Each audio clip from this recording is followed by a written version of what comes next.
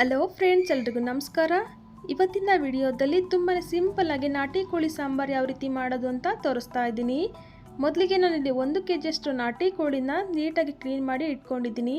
ಇವಾಗ ಮಸಾಲ ರುಬ್ಬೋದಕ್ಕೆ ಒಂದು ಮಿಕ್ಸರ್ ಜಾರ್ಗೆ 6 ರಿಂದ 7 ನಾಟಿ ಬೆಳ್ಳುಳ್ಳಿನ ಹಾಕ್ಕೊಳ್ತಾ ಇದ್ದೀನಿ. ಹಾಗೆಯೇ 2 ಮೀಡಿಯಂ ಗಾತ್ರದ ಈರುಳ್ಳಿನ ಕಟ್ ಮಾಡಿ ಸೇರಿಸ್ತಾ ಇದ್ದೀನಿ. ಸಾರಿ ಫ್ರೆಂಡ್ಸ್, ನಾನು ಶುಂಠಿನೂ ಸಹ ಹಾಕ್ಕೊಂಡಿದ್ದೀನಿ, ವಿಡಿಯೋ ಕ್ಲಿಪ್ ಮಿಸ್ ಆಗಿದೆ. ಇದಕ್ಕೆ ಇವಾಗ 1/4 ಟೀ ಸ್ಪೂನ್ ಅಷ್ಟು ಅರಿಶಿಣ, 1 ಹಿಡಿಯಷ್ಟು ಪುದೀನ, 1 ಹಿಡಿಯಷ್ಟು ಕೊತ್ತಂಬರಿ ಸೊಪ್ಪನ್ನು ಹಾಕ್ಕೊಂಡು ಸ್ವಲ್ಪ ನೀರನ್ನು ಸೇರಿಸ್ಕೊಂಡು ನುಣ್ಣಗೆ ರುಬ್ಕೊಳ್ಳೋಣ. ನೋಡಿ, ಈ ರೀತಿ ರುಬ್ಬಿದ ನಂತರ ಇದನ್ನು ಒಂದು ಬೌಲ್ಗೆ ಟ್ರಾನ್ಸ್ಫರ್ ಮಾಡಿಕೊಂಡು ಅದೇ ಜಾರ್ಗೆ 1 ಕಪ್ ಅಷ್ಟು ತೆಂಗಿನಕಾಯಿನ ಹಾಕ್ಕೊಳ್ತಾ ಇದ್ದೀನಿ. ಹಾಗೆಯೇ 3 ಟೇಬಲ್ ಸ್ಪೂನ್ ಅಷ್ಟು ಧನಿಯಾ ಪೌಡರ್, 2 ಇಂಚಷ್ಟು ಚಕ್ಕೆ, 4 ಏಲಕ್ಕಿ, 4 ಲವಂಗ, 1 ಟೀ ಸ್ಪೂನ್ ಅಷ್ಟು ಗಸಗಸೆನ ಹಾಕ್ಕೊಳ್ತಾ ಇದ್ದೀನಿ. ಹಾಗೆ 1 ಟೊಮೊಟೊನ ಕಟ್ ಮಾಡಿ ಸೇರಿಸ್ತಾ ಇದ್ದೀನಿ. ಇವಾಗ ಇದಕ್ಕೆ ಸ್ವಲ್ಪ ನೀರನ್ನು ಸೇರಿಸ್ಕೊಂಡು ಆದಷ್ಟು ನುಣ್ಣಗೆ ರುಬ್ಕೊಂಡು ಪಕ್ಕಕ್ಕೆ ಇಟ್ಕೊಳ್ಳಿ. ಇವಾಗ ಒಂದು ಕುಕ್ಕರ್ಗೆ 3 ಟೇಬಲ್ ಸ್ಪೂನ್ ಅಷ್ಟು ಎಣ್ಣೆನ ಹಾಕ್ಕೊಳ್ತಾ ಇದ್ದೀನಿ.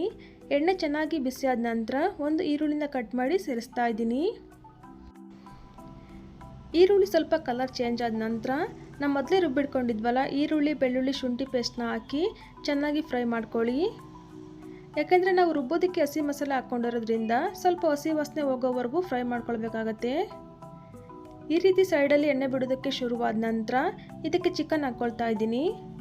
ಹಾಗೆಯೇ ರುಚಿಗೆ ತಕ್ಕಷ್ಟು ಉಪ್ಪನ್ನು ಸೇರಿಸಿ ನೀಟಾಗಿ ಮಿಕ್ಸ್ ಮಾಡ್ಕೊಳ್ಳಿ.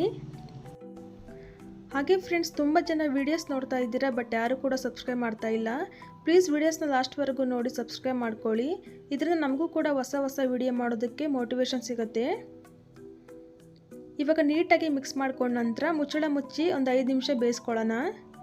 ನೋಡಿ, ಇವಾಗ 5 ನಿಮಿಷ ಆದ ನಂತರ ಚಿಕನಲ್ಲಿ ನೀರೆಲ್ಲ ಬಿಟ್ಕೊಂಡಿದೆ. ಇವಾಗ ಇದಕ್ಕೆ 1.5 ಟೇಬಲ್ ಸ್ಪೂನ್ ಅಷ್ಟು ಖಾರದ ಪುಡಿನ ಹಾಕ್ಕೊಳ್ತಾ ಇದ್ದೀನಿ. ನಿಮಗೆ ಖಾರಕ್ಕೆ ಎಷ್ಟು ಬೇಕೋ ಅಷ್ಟು ನೋಡ್ಕೊಂಡು ಹಾಕ್ಕೊಳ್ಳಿ. ಇವಾಗ ಒಂದ್ಸಲ ಚೆನ್ನಾಗಿ ಮಿಕ್ಸ್ ಮಾಡಿಕೊಂಡು ಚಿಕನ್ ಬೇಯೋದಕ್ಕೆ ಸ್ವಲ್ಪ ನೀರನ್ನು ಸೇರಿಸ್ಕೊಳ್ತಾ ಇದ್ದೀನಿ. ಇವಾಗ ಒಂದ್ಸಲ ಚೆನ್ನಾಗಿ ಮಿಕ್ಸ್ ಮಾಡಿಕೊಂಡು ಕುಕ್ಕರ್ಲಿ ಕ್ಲೋಸ್ ಮಾಡಿ 3 ವಿಸಲ್ ಕೂಗಿಸ್ಕೊಳ್ಳೋಣ. ನೋಡಿ, ಇವಾಗ 3 ವಿಸಲ್ ಆದ ನಂತರ ಓಪನ್ ಮಾಡ್ತಾ ಇದ್ದೀನಿ. ಚಿಕನ್ 3/4% ಅಷ್ಟು ಬೆಂದಿದೆ.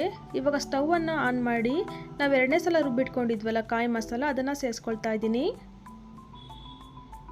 ಹಾಕ್ಕೊಂಡು ಒಂದ್ಸಲ ಚೆನ್ನಾಗಿ ಮಿಕ್ಸ್ ಮಾಡ್ಕೊಳ್ಳಿ. ಒಂದೇ ಸಲ ಒಟ್ಟಿಗೆ ಮಸಾಲ ಹಾಕಿ ವಿಸಲ್ ಹಾಕ್ಸೋ ಬದಲು ಈ ರೀತಿ ಮಾಡಿ ನೋಡಿ ಫ್ರೆಂಡ್ಸ್, ರುಚಿ ಅದ್ಭುತವಾಗಿ ಬರುತ್ತೆ. ಸೊ ಇವಾಗ ನಿಮಗೆ ಸಾಂಬಾರು ಯಾವ ಅದಕ್ಕೆ ಬೇಕೋ ನೋಡಿಕೊಂಡು ನೀರನ್ನು ಸೇರಿಸ್ಕೊಳ್ಳಿ. ಈ ಟೈಮಲ್ಲಿ ಉಪ್ಪೇನಾದರೂ ಕಡಿಮೆ ಇದ್ದರೆ ಹಾಕ್ಕೊಳ್ಬೋದು.